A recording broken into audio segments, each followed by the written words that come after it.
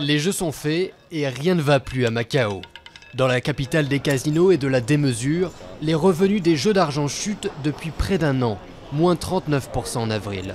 La fin d'un âge d'or 9 ans après avoir dépassé sa rivale Las Vegas en termes de gains. Le nombre de flambeurs a radicalement diminué, principalement et vraisemblablement à cause d'une offensive anticorruption en Chine. Donc ce n'est clairement pas viable. Le marché de masse, en revanche, de mon point de vue, sera toujours viable. Parmi les touristes, certains se lassent de l'ancien comptoir portugais, seule ville de Chine, où les jeux d'argent sont autorisés.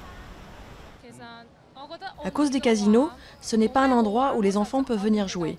S'ils créent d'autres choses pour les familles, où on peut emmener les enfants et les personnes âgées pour se relaxer, alors ça sera très bien.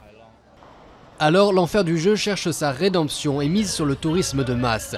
Le Galaxy vient de mettre plus de 5 milliards d'euros sur la table pour une extension dont un théâtre et un parcours aquatique sur le toit d'une nouvelle galerie commerçante. Et ici, les promoteurs font le pari de la Chine. C'est une destination facile pour les consommateurs chinois. Et vous avez une classe moyenne émergente en Chine qui continue de grandir chaque année par millions.